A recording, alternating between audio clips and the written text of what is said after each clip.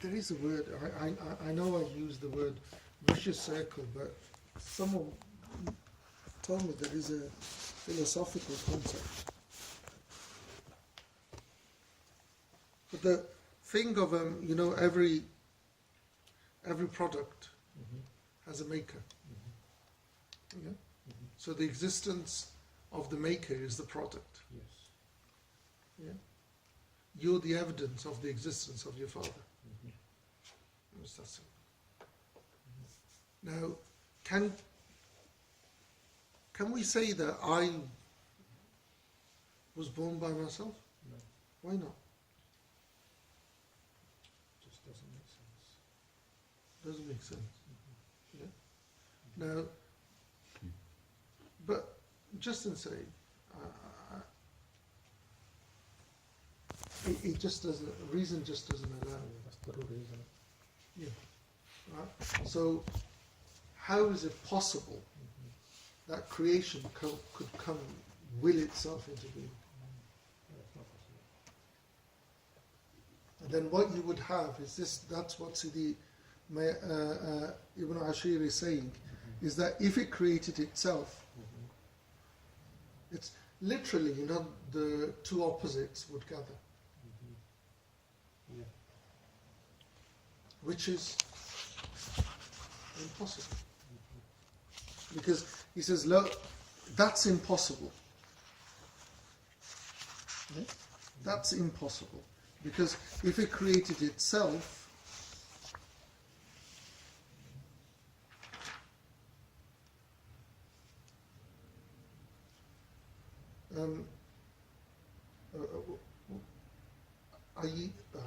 I actually still do, as a confession. Go on. Watch these idiots talk about physics. Well, I mean, some of them are really good. But some of them are really good. There's this American guy who was building, like they built that thing in, was it in Switzerland? The Goddard? Yeah. He's building something where he wants to create, the gas masses for the Big Bang. Do you think that it's possible? He's doing it, by the way, outside of Washington DC. He's, I think, either he is American, might be, American, Asian, Chinese, or Hawaiian, or someone. But it just doesn't make sense. Even if he succeeds, has he done something out of nothing? So he hasn't actually succeeded, has he? God didn't use a hydrogen collider, did he? Yeah. And this is the thing that the author is saying, that it's impossible that the world could make itself, just as we can't. If it did, it would create that vicious circle again. But would it?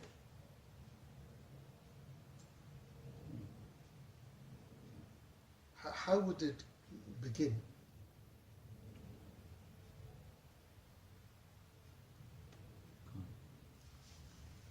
You're really looking for a dilemma. Is that the way you're looking? No, I'm not looking for a dilemma. Okay. Goes back to basics, no? Allah, creation. No, that's for us. Yeah. That's for us. But the thing is that it's always been, the philosophical thing that the world has existed. The world is eternal. It's always existed. But then there is the thing that it has a beginning. Yeah? So if it is eternal but it has a beginning, when did it begin? How did it begin? So did it begin by itself? And if it began by itself, how? It just doesn't. And that's what, the author and the commentator are saying, is just impossible. And what happens is they're introducing this whole genre of impossible things. Because what you've got to understand in Kalam, and I'm just skipping all this because our theologians,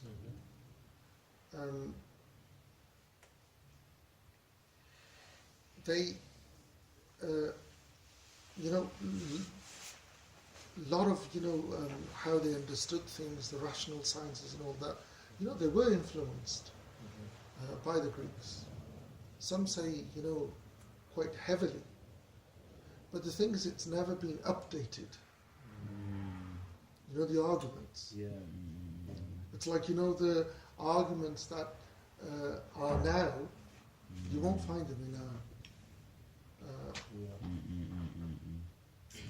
So why don't the scholars write new books? They actually do. They do. But no one, I haven't got the money to translate them.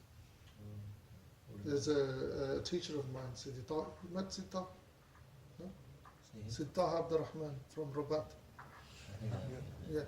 Dr. Taha Abdul Rahman, he's the Muslim philosopher in the Muslim world. Really? Yeah. Dr. Taha Abdul Rahman, he's retired now.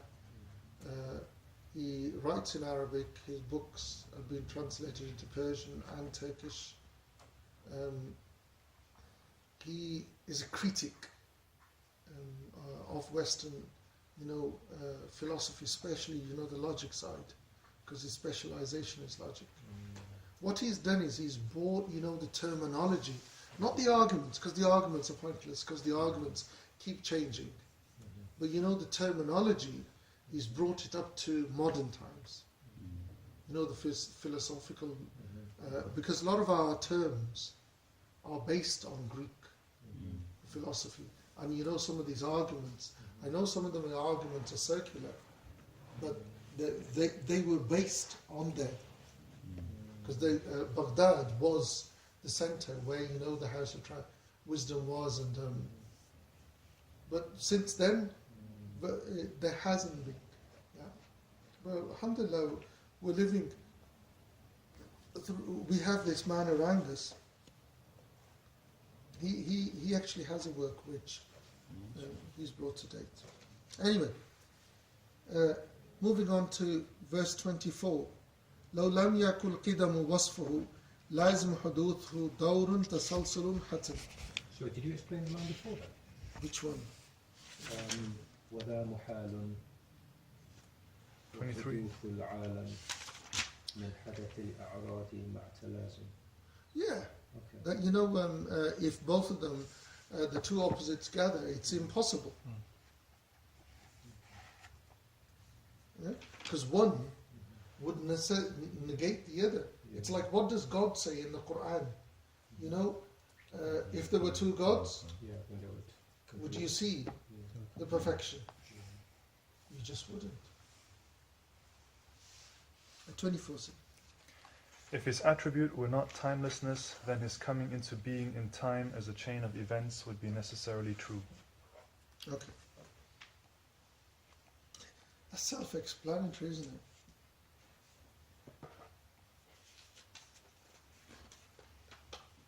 What was that again? That if he did not have this attribute of always being, yeah, then it would be necessary. Yeah, and that would create that vicious circle.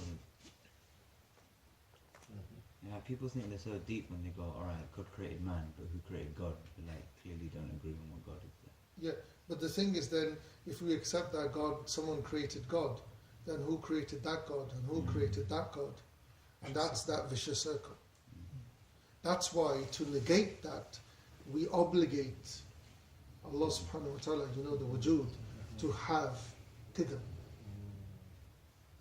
Yeah? We don't need to go into more detail than that, do we? Okay. 25. لو أمكن الفناء لأنتفى القدم لو مثال الخلق حدوث إن حتم. If annihilation were possible, then timelessness would be nullified. If he resembled creation, his coming into being would be necessarily true.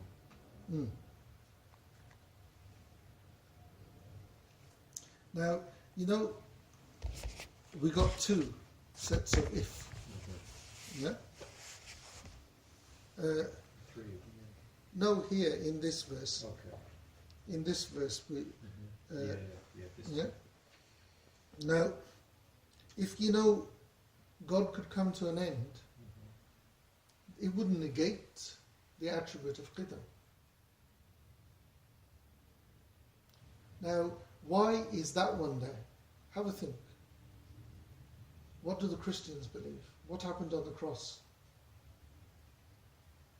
What happened to God? He died. God died.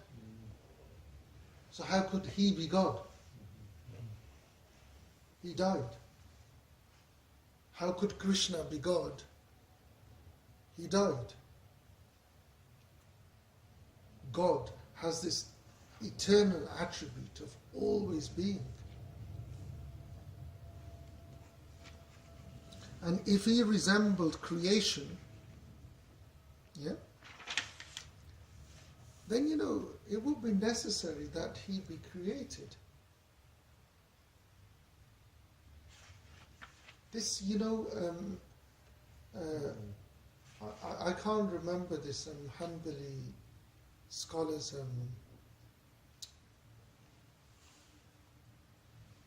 what's it called? Name. He said that, you know, he found evidence of everything other than him having a beard. The beard. Yeah. Because, you know, anthropomorphism is a fact. You know, there were scholars that way inclined. And they, it's a personal, when I get time, I flick through some books. How this came about, you know, people presenting God as a human being. Because you can't, you know, if you can imagine it, why would you want God to be like you? Unless you've got a God. You know, what's the word? Complex. Yes. No, not God. God complex. It's like you want to be like God. Why would you liken God to you? But Allah blew His breath into Adam. So No. What do you mean? Okay, go on. So why can't we say God is within us, or we are God? Why can't we say that? We go back to the first point. He blew His breath into Adam. No, there's God and there's creation. So when we say the house of God, what does it mean? That's a really good question, that is.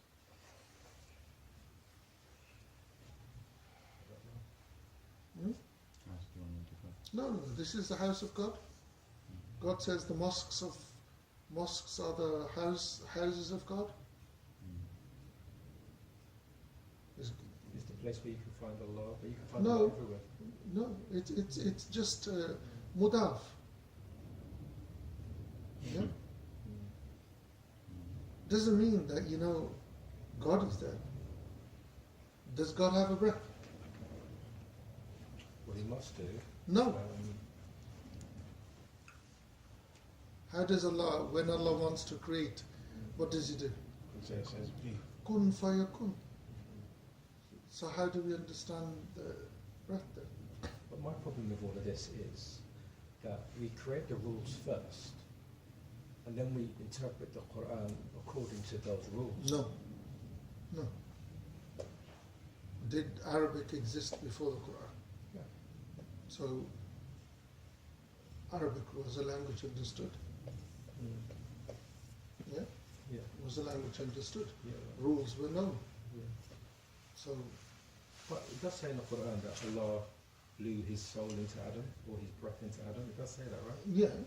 So why can't we say we are Allah?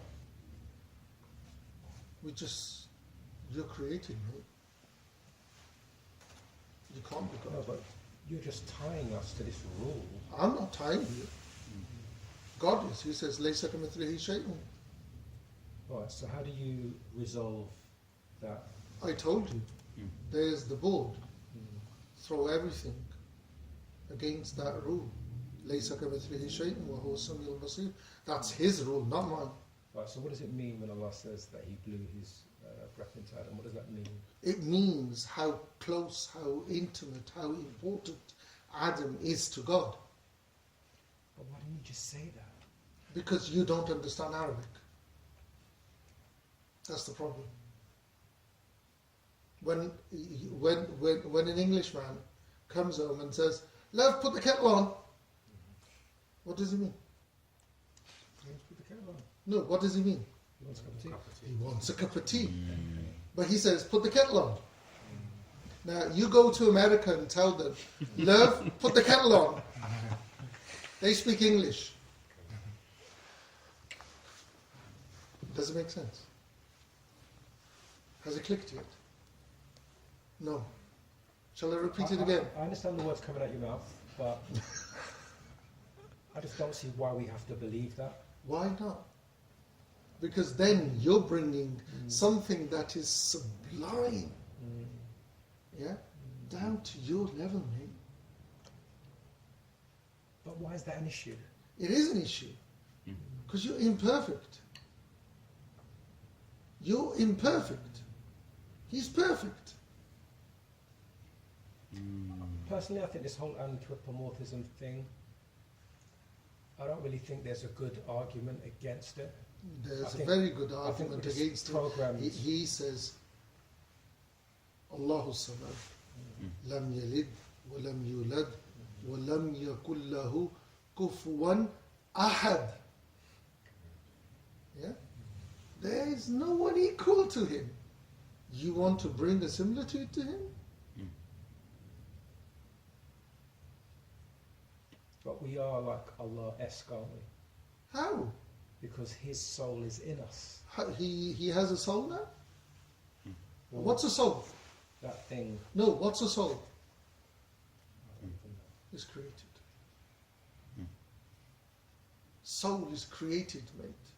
How can something that is created be God? Yeah?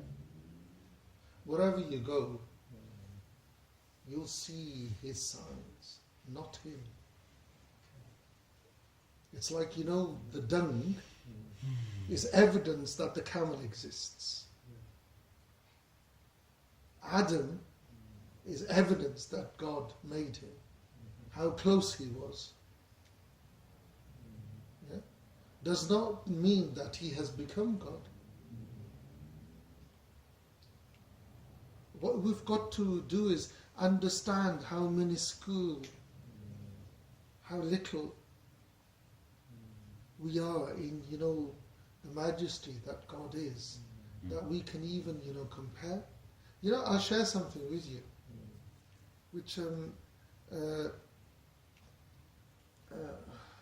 Bara bin Hazim. Have you heard of that name? Bara bin Hazim, the Sahabi radiallahu anhu. Bara, no. Yeah, very famous companion. Imam Malik radiallahu anhu transmits this. He says, he said something and he repeated the action of the Prophet ﷺ. He repeated the words of the Prophet ﷺ, and then he repeated the action. In the action he raised his hand. After repeating the words, he raised the hand to show that this is how the Prophet ﷺ raised his hand. He dropped it suddenly, bowed his hand and wept immensely. His beard, drenching. Afterwards, Imam Malik radiallahu anhu explains this now. He says, look at this man. Why is he weeping? All he's done is repeat the words of Sayyidina Rasulullah sallallahu alaihi wasallam and raise his hand. But he drops his hand suddenly and weeps. Why? Because he's compared his hands to that of the Prophet sallallahu alaihi wasallam. And he can't believe he's done such a thing. He can't believe he's compared his action to the action of Sayyidina Rasulullah sallallahu alaihi wasallam. This is Sayyidina Imam Malik radhiyallahu anhu. And he says, now hear this. He says, just as he couldn't, fathom him comparing the action of his to that of the Prophet sallallahu alaihi wasallam, we can't fathom comparing any of our limbs and understanding, where the ayats of the Quran in which those names come, which allude to an attribute. It's like, the neck or hand or face. Imam Malik radhiyallahu anhu says, anyone pointing to those, chop them off. Chop them off. Now, that's how, clear it is. Clear. Now, Imam Malik radhiyallahu anhu, he has 900 sheikhs from whom he transmits in the Muwatta. 600 of them are tabi'in, people who saw the faces of those who saw Sayyidina Rasulullah sallallahu alaihi wasallam. Now, if his understanding isn't correct, I don't know whose is. He's saying chop them off.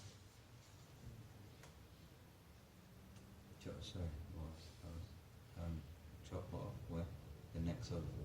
No, he's saying if someone hints, where those hadith about the hand or the shin or the descent or, bal yadahu mabsudatan, where the Jews say that, God's hands, are tied behind his neck. He says if they point towards the neck when they mention this, chop them off. Of their gesture, basically. Yes. Okay. Believing that, that is what God meant.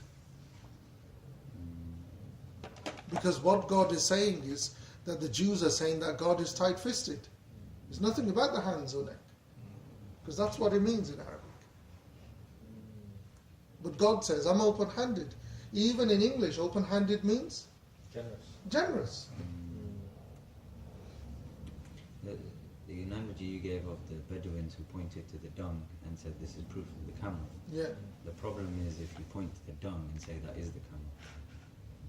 Yeah. And that's what I think. Yeah. Or like the shadow of something. Yeah. It's not No. there. It's not there. But does it make sense? Yeah? Is we can't... What you've got to do, the problem is that, translations have done more harm than benefit. Last year when Sheikh Abdul Rahman was here, I exactly same conversation and said, look, when they translate the Quran, they will translate wajh as face, yad as hand. And he said, Sheikh Amjad Mahmood was there, he said, you should write something against these people. Because they should interpret, not translate. They should give the correct interpretation, not literally translate God as a hand or face or... But what's the big deal if Allah does have a hand or a face? God. I want to move on there. Because the thing is that if you apply hand, what does it mean? Where's the rest of it? What are you saying? Does it make sense? Do you understand the big deal there? Yeah? You've brought the mountain to the ant. You reduced it to the ant. 26. لو لم يجب وصف الغناء له الافتقار لو لم يكن بواحد لما قدر. If the attribute of independence were not necessarily true with respect to him, he would be in need. If he were not one, he would have no power. Okay. Now, again, this is again self-explanatory. these are, a set of 6 ifs. That if we didn't obligate Allah subhanahu wa ta'ala with, absolute independence, yeah, He would not be able to establish Himself within Himself. And there wouldn't be the evidence for Him being one. Because this negates, goes towards explanation of that ayah where Allah subhanahu wa ta'ala says that, if there were 2 gods, you would not see the perfection. Because 2 people would be arguing. I remember someone saying, what happens if they agree? I said, for how long? Because, yes, it is possible that, the 2 gods could agree, but for how long? Okay. And then you're limiting him by the agreement of the other God. Yes. Yeah. Yeah. 27. لو لم يكن حيا مريدا عالما مقادرا لما رأيت عالما. سبحان الله. 27.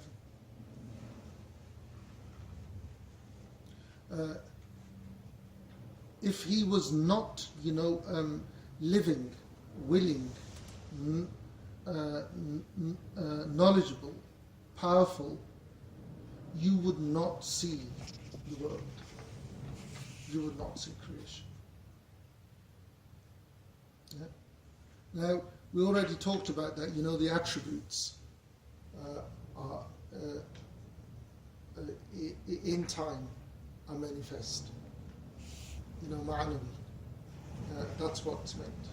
If he didn't have these positive attributes, we wouldn't see creation around us. Because he wouldn't have these attributes to affect.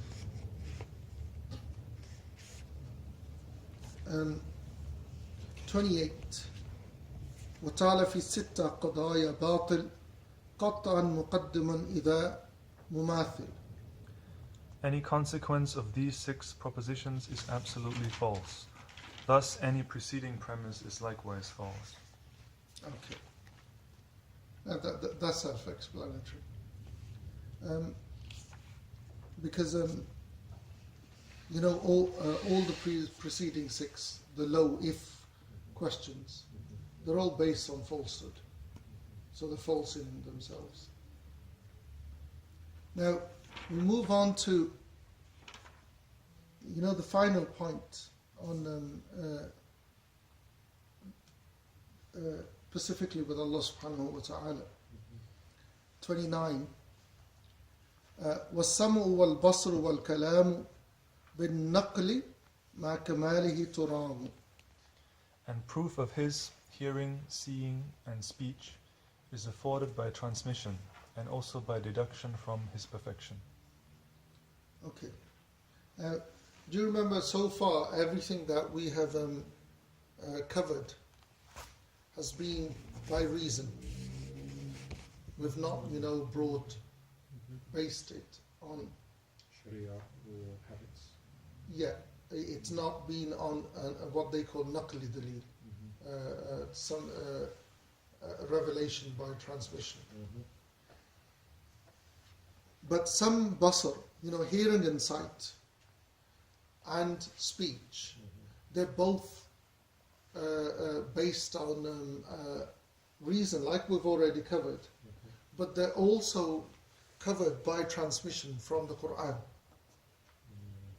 Yeah. Now we already covered وَهُوَ السَّمِيعُ الْبَصِيرُ. لَيْسَ كَمِثْلِهِ شَيْءٌ وَهُوَ السَّمِيعُ الْبَصِيرُ. So that's evidence from the Quran.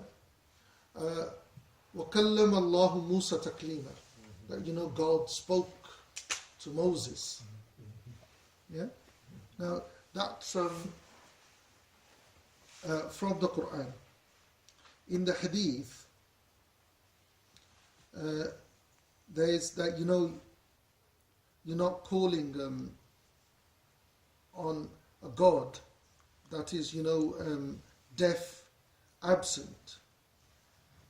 You're calling upon someone who is, hearing, seeing.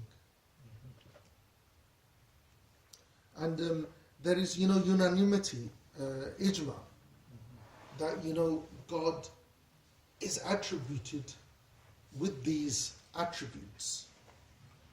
Now,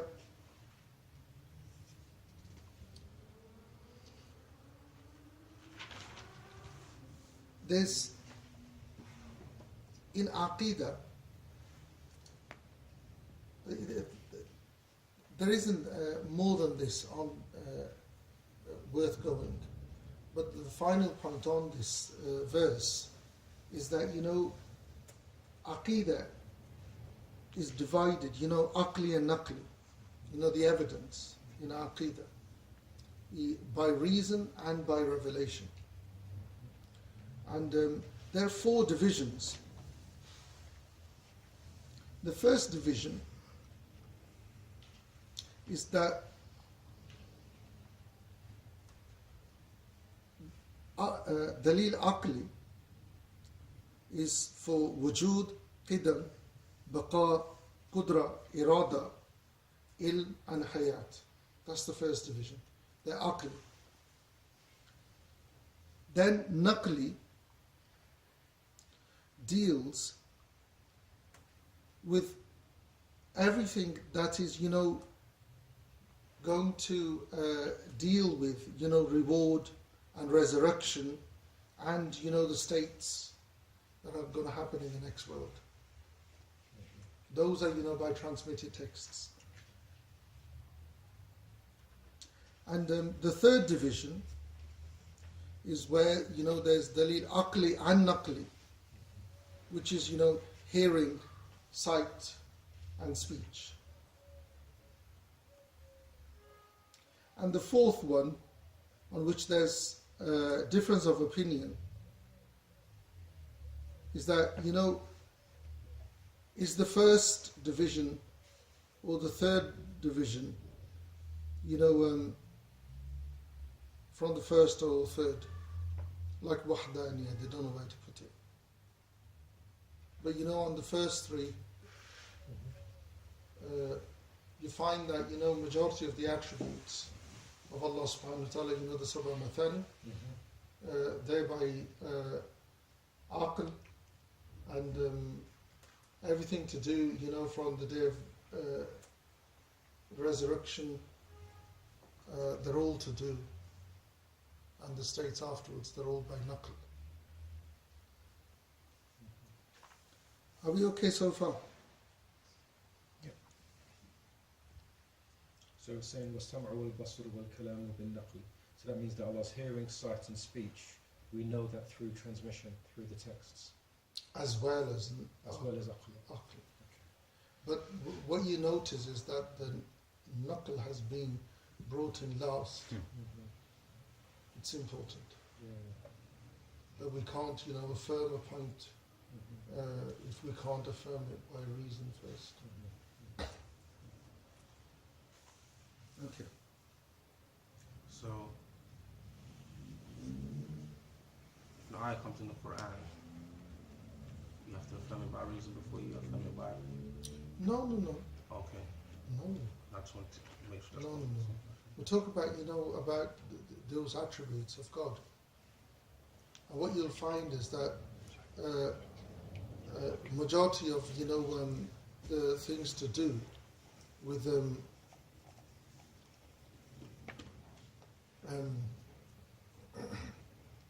Allah, what we affirm by reason, you will find it, evidence for it in the Quran. But the thing is that we affirm it. You need to be convinced by reason first. Because, for instance, God, the Wahdaniyah, there's so many ayats in the Quran. Yeah? God being powerful, so many ayats in the Quran. God, having will, so many ayats in the Quran. Majority of them, Ghina al-Mutlaq, the ayats in the Quran. But you need to be convinced yourself. You need to have conviction. You can't just say, it's like once you have conviction, you can back that up by the Quran. So basically what you're saying is you can't have... Blind.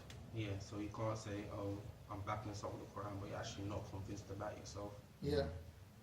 You need to be convinced yourself. And how you convince yourself is you need to use your reason. Okay. The final low, لو استحال ممكن أو واجب قلب الحقائق لزوما أوجب. Sidi, could you 30? If the conceivable became inconceivable or necessarily true, realities and truths would necessarily be turned upside down. Okay.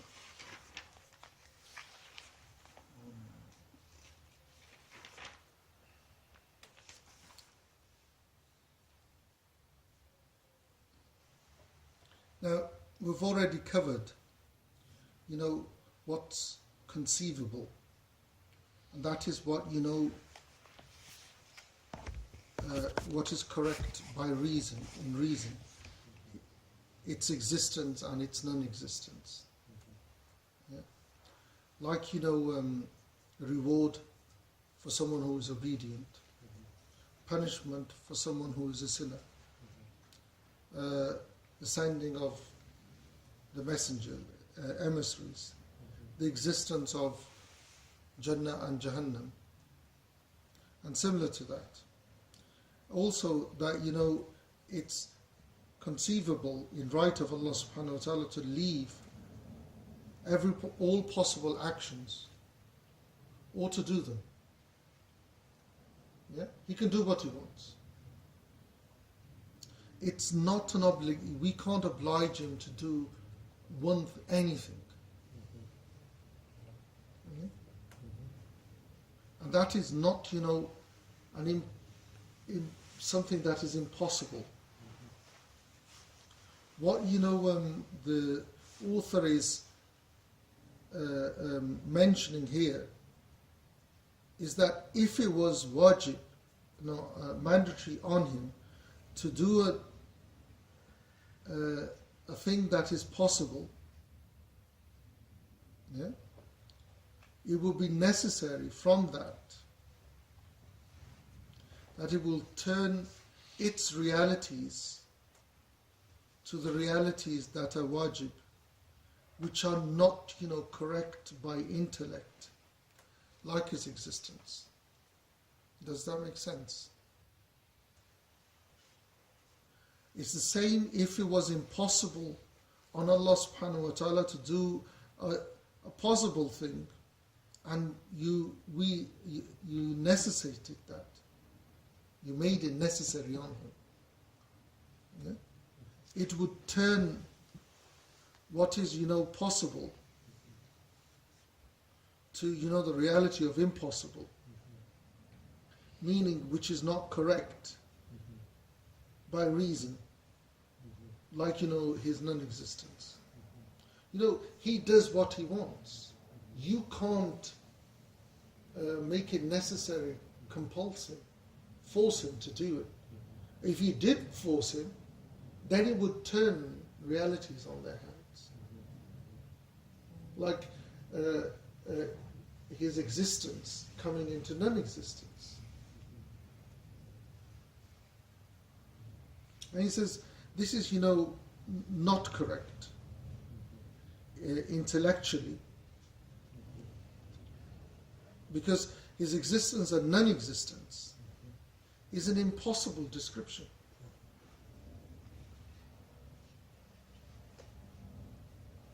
Yeah? Because if you describe his existence as by obligation or impossible, it would break its back. Because, you know, you got two things pulling out. It's like a tug of war. It says it would turn what is wajib into what is impossible. And that's what he means. Allah knows best. This ends, you know, the section on Allah subhanahu wa ta'ala. Okay. Yeah? Now, what's the time? 5:30. Huh? 5:30. 5:30. Okay, we've got half an hour. You okay? I know we're... Yeah. Okay. 31. We've finished La ilaha illallah. Yeah? We begin Muhammad Rasulullah. Inshallah. 31. يجب للرسول الكرام الصدق أمانة تبليغهم يحق. It is necessarily true that the noble messengers are truthful, trustworthy, and convey of the message. Okay. Now, here, you know, like we had the three divisions. It's mandatory to believe about Allah subhanahu wa ta'ala this. These are the mandatory beliefs that we need to hold about the emissaries of God, about the Rasul alayhi salatu wasalam. Not just our messenger, but all messengers. Yeah? Now, here there are three things mentioned that are obligatory to hold. The first is that they have to be truthful. Yeah? They have to be truthful in what they convey, you know, what they transmit, the message from Allah subhanahu wa ta'ala. So, meaning that they have to be true in what they report, and that has to be in conformity with, you know, what the command is. So, a lie cannot occur from them in a thing, from this. By, you know, design, that is by consensus, by unanimity, that they on purpose cannot lie. Or forgetfully. They can't forget either, and that's by the muhaqqiqeen, you know, the research scholars. So they can't lie, they can't forget. Those are mandatory. They can't forget. The Rasul said, I am made to forget. Yeah. Yeah. Sahwan, yeah, they can't forget on purpose. We're dealing with the message that they transmit from their Lord, what they report from their Lord. Yeah? They can't, you know, forget on purpose or forget, period. But what about the hadith about Laylatul Qadr, when the Prophet ﷺ was meant to tell them when it was? What about Laylatul Qadr? It's a hadith. The hadith is about Laylatul Qadr, not about the message. Do you see the difference? We're talking about what they transmit of ahkam, for you know, straightforward commands. Yeah. If he forgot the Surah Laylatul Qadr, okay, you and I have got a discussion. Yeah. But you're bringing me a point. Al hadith, yeah, which is ahad. And you know, in Aqeeda, ahad, hadith, we cannot base. They can, you know, give us information. They cannot give us certainty. Yeah? But the point is that the first point that we have to hold about the Rasul, all of them, alayhimu salatu wassalam, is that, you know, they are true. Truthful in what they transmit, what they report from Allah subhanahu wa ta'ala, and on purpose they cannot lie. And on that point there is ijma'. There's a unanimity. The point down is, forgetfulness. Yeah? By the muhaqqiqeen, the research scholars, they say that can't count either. That's a straightforward point. Those individual hadiths, if you come across them, read Insan al-Kamil by Sayyid Alawi Maliki Makki. It's a book that, as long as he was alive, so many of us benefited from him, and he's passed away and so many people are benefiting.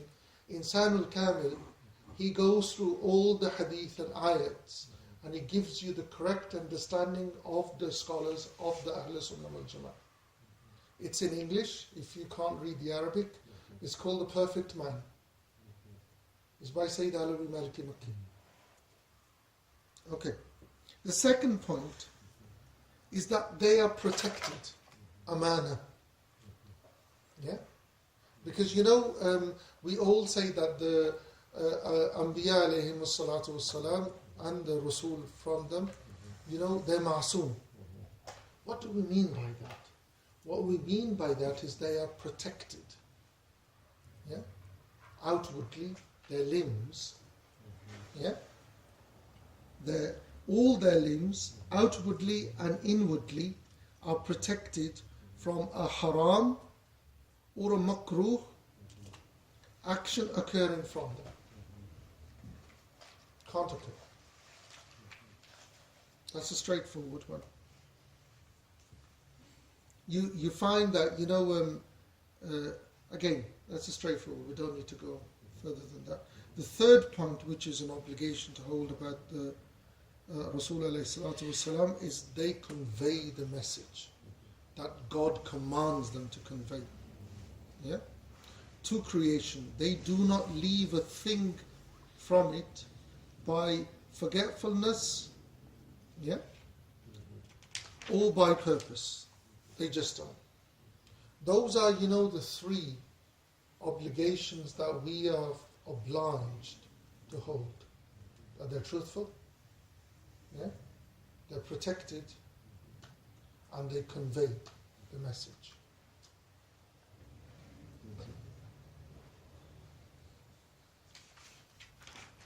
1, 2, 3. Okay. The impossible, 32. Muhalul kadhbi wal manhi ka'admi tablighi ya zaki. That it's impossible, this is verse 32, it's impossible, could you read the English for me? 32.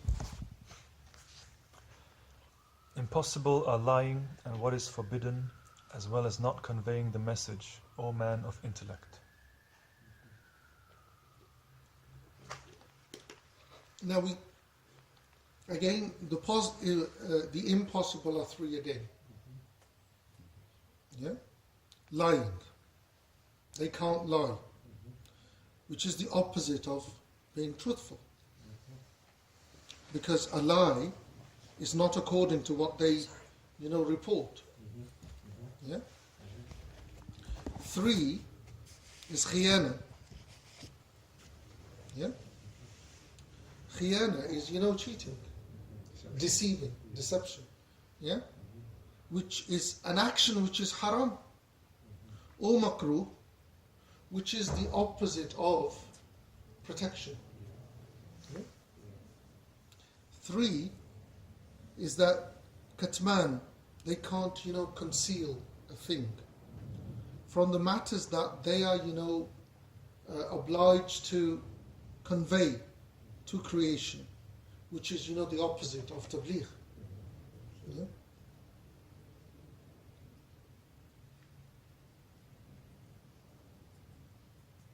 As to, lying,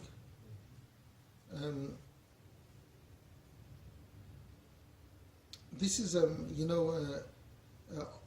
lie, occurring. Again, it's something that is forbidden. And, the Zaki, he's put it there as something to balance the verse out. Yeah. Okay. The things that are permitted, 33. يجوز في حقهم كل عرض ليس مؤديا لنقص كالمرض. Every human contingency is conceivable with respect to them, like illness, as long as this does not imply any imperfection. Okay. Here we're informed that what's conceivable in right of the messengers, alayhi salatu wassalam. And these are, human causes, which are not, any fault. These can't be presented as faults. Like, illnesses, hunger, pain, hurt by creation, eating, drinking, marriage, forgetfulness. This forgetfulness is not in the message, it's other than that.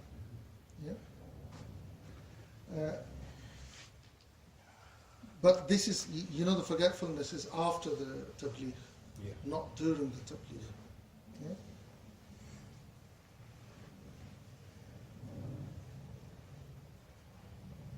Now, there's one point that I'd like to mention, because people have talked about it lately. Sorcery. Certain people say that those hadiths, that sorcery can't occur on the prophets. It's understood as an illness. Just as an illness can occur, because all physical ailments, illness that can occur physically to any human being can occur to them, because it does not affect them.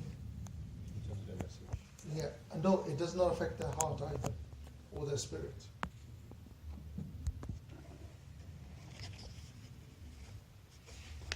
So you're saying that sihr can't be done on the prophets?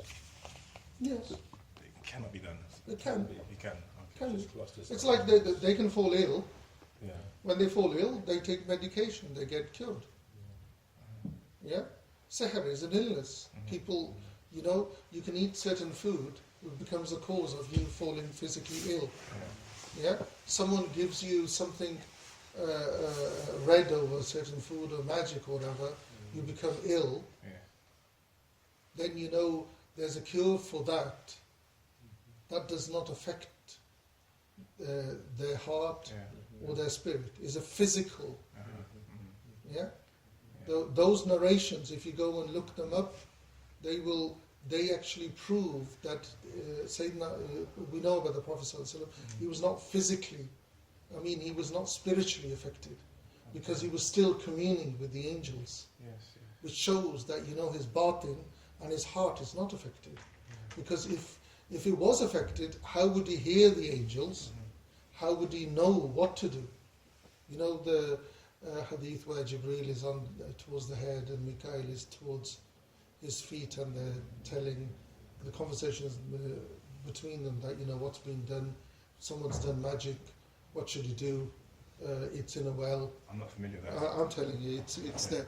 But you see that the hadith itself is evidence that it was a physical, like any other illness. And because the only people who denied those hadiths were the people of Bid'ah. The Mu'tazila. And people who deny it now are... Because I've heard that. I've heard of that, How but can I say? our ulama, Imam Mazri downwards, he says, look, this is our understanding. Yeah. We put it down in the chapter of physical illnesses. And just as physical illnesses don't affect the spirit, this is a physical illness. It did not affect the... And we can't, put them aside, because, that's too well known. So we have to look at, the correct understanding. The correct understanding is in the hadith itself, because it shows that the Prophet ﷺ is still communing with the angels. So if he's talking to the angels, the spirit is not affected. Okay.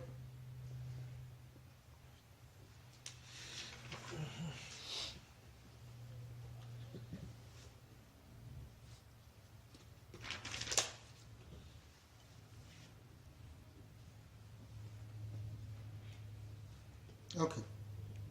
Now we come to again those if. Yeah. 34 and 35. لو لم يكونوا صادقين للازم أن يكذب الإله في تصديقهم إذ معجزاتهم كقوله وبر صدق هذا العبد في كل خبر. Says here, if they were not truthful, it would be necessarily follow that God had told a lie in confirming them, since their miracles are equivalent to his saying, he is truthful. This slave has spoken the truth in everything he reports. Okay. Now, this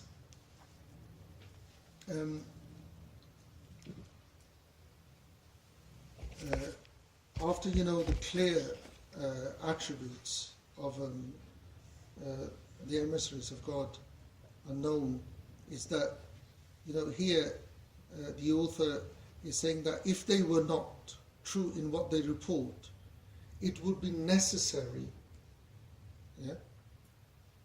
that God had lied. Yeah? Because He's Allah is far above this, but He is the one that manifested their truthfulness and supported it by miracles. Yeah? It's like God is saying that this servant of mine is telling this truth and I'm supporting him by this. But if it is proven wrong, which is impossible, because we've already covered that, by the way, God does not lie. It's an impossible. Because here he says, well, كذب عليه تعالى محال.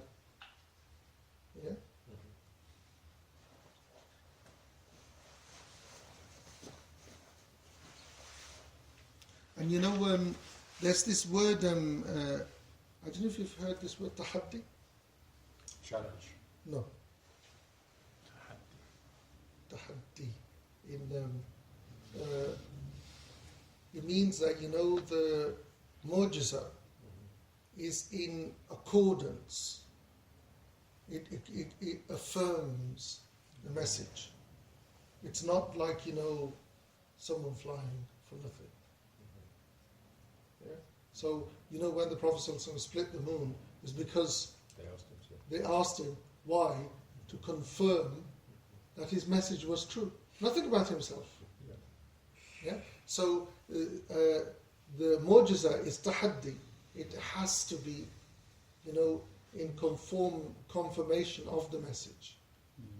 It can't be just, oh, we're going to do a miracle now. Yeah? But like miracles, they can be done by the prophets and the awliya and also the enemies of Allah. There's different grades. Different. You see, the mu'jiza are of the anbiya and the messengers. The karamat of the awliya. The delusion is of the magic. It's all pretty impressive though, aren't they? Not really. When the magicians threw their staffs, what did the staff of Moses do? Eat them up. Swallow them But up. the Dajjal will do miracles as well. Huh? The Dajjal will do magic tricks and stuff. Yeah, but what will happen when Sayyidina Isa in front of him? He'll melt like salt in water. Inshallah. But what you'll find is that it has to be the whole thing. The definition of a mu'jiza is it breaks the norms of nature. Yeah. But Aqeeda wise, it has to be affirming the message, confirming, in confirmation of the message.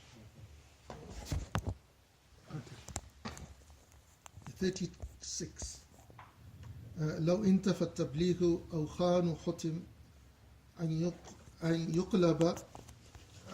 يقلب المنحي طاعة لهم. If the conveyance of the message by the messengers went unfulfilled, or they were to betray the trust Allah had placed in them, then the judgment regarding something forbidden by Allah would be reversed by the act of obedience to their disobedience. Okay. Now, this again is if they negated the message. They negated the tabligh, or they held something back from what they were commanded to convey. I know we haven't got time to go into this, but this thing that you hear about a ayah that the Shia transmit, that Allah sends it down, and Jibreel keeps coming and the Prophet ﷺ doesn't convey the ayah, is just a mockery. Because if Allah commands, Allah sends revelation, and a messenger or prophet does not, the messengers don't have a choice, they convey. Because Allah affirms it, He says they don't even speak without their desire. إِلَّا وَحْيٌ يُوحَى. And for them, to hold something back would be, again, it's an impossibility, because Allah curses such an action. If you, it's from Surah Baqarah that, إِنَّ الَّذِينَ يَكْتَمُونَ, to the end of the ayah, al-la'imun. Allah curses the people who, hold back. And, from the category of scholars who have useful knowledge and they hold it back, they'll be, hooked by their tongues. Wow. And it's a sin. Yeah? And Allah protects him from sin. So it's, again, it's an impossibility. 37, جواز الأعراض عليهم حجته وقوعها بهم تصلي حكمته. The proof that contingencies can happen to them is that they occurred and were witnessed. Their patient endurance of whatever occurred was by His wisdom. Okay, here is evidence that, it's permitted, what happens to humans can occur to the messengers, ﷺ. It's been witnessed, it occurred by people of their time, and it's been transmitted by tawatur. And, his illnesses, his hunger, his being, harmed by creation, on his physical body, it was witnessed. Yeah. As to their hearts, no, they are preserved. Yeah? Because they're preserved, and their wisdom is preserved. I think we don't need to go any further on that. That's a clear one. 38 and 38 and 39. وقول لا إله إلا الله محمد أرسله الإله يجمع كل هذه المعاني كانت لذا علامة الإيمان. The declarations, there is no God except Allah and Muhammad has been sent by God, unites all these meanings, and for this reason it is an indication of Iman. Okay. This is such a beautiful, and we're limited by time because there's one more verse left. But here, the obligation on the one obliged that he know from the Aqeeda of Iman. It's an obligation in his haqq, by in the haqq of Allah subhanahu wa ta'ala and the haqq of the messengers, by way of tafsir. It's an obligation, and all of those are incorporated in La ilaha illallah Muhammad Rasulullah. And what we've covered so far is incorporated in that. We haven't got time to go in more detail than that. But inshallah, sometime in the future. We'll finish with the last verse for today, inshallah. وهي أفضل وجوه الذكر فاشغل بها العمر تفوز بالذخر. And it is the best kind of dhikr, and so occupy your life with it and you will win a great treasure. Okay. Here we're informed that, the statement of Tawheed is the best form of dhikr that has come. Its virtues, its rewards. On the intelligent one, on the aqil, is that, he occupy his life by remembering it in all times. And, it's an action that will attain him, treasures. And there is nothing equal to it. There's nothing equal to it. The ishara, of the author of these verses is what's narrated in Tirmidhi and Nisa'i, that Sayyidina Rasulullah sallallahu alayhi wa sallam said that the best dhikr is La ilaha illallah, and the best dua is Alhamdulillah. And also from him sallallahu alayhi wa sallam is that the best, what I have said, and the Anbiya, I and the prophets before me, is La ilaha illallah wahdahu la sharika lah. This is narrated by Imam Malik in his Muwatta, and all the others. Imam Sanusi has it's about 10 pages, just the virtues in his minor commentary. I want to finish with sharing one thing about this hadith, last verse, about occupying yourself and you will treasures. In Arabic, they, modern usage, bataqa is a visiting card, but bataqa is a small slither, a very small slither. That's a bataqa. So the hadith is called Hadith al-Bataqa. It's found in nearly most of the books. I'll paraphrase, someone like me, on the Day of Judgment, in front of Allah subhanahu wa ta'ala, the scales are there. We don't know what the scales are like. We're just, trying to understand. Every record from the day, from the time of obligation till the last breath is brought forward by the angels. Every record is being opened and put in the scales. No good at all. In the commentaries it goes that, there's nothing left. That you can't put anything left in the scale. There's so much. One man's life record, nothing.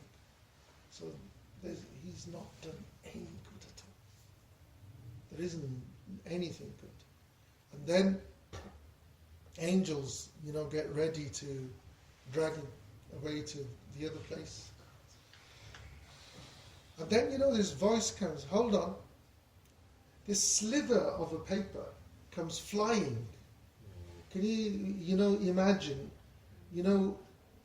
this scale that there's nothing else can be fitted, so weighty, of just no good at all. Slither of a paper comes, lands on the empty scale, outweighs his life's work. And this voice says, nothing can outweigh the word of God. And on it was written, La ilaha illallah. So, occupy yourself. Because, finally, I know I said I'd finish with that one, but we'll definitely finish with this one. Because, it's, I don't know if we'll meet again. Because nothing's guaranteed. I don't know if I'll get out. But this Bedouin came to the Prophet ﷺ and said, it's in connection to what we're just talking about. Came to the Prophet ﷺ and said, Sharia too much. I can't do all this. They were very, straightforward people. No, the nomads. He says, give me one thing that'll make life easy, make the rest easy. So the Prophet ﷺ said, keep your tongue moist with the dhikr of Allah. And that's the key, boys. Sorry, men. Yeah? That's the key. You want, everything. It increases love. You know the thing, the framework we were talking about? Why? You keep doing that, everything falls in place. Because the one you love is the one you remember. Why would you sit here for, from 11 till 6 o'clock if there wasn't love? And why wouldn't he reward you for that?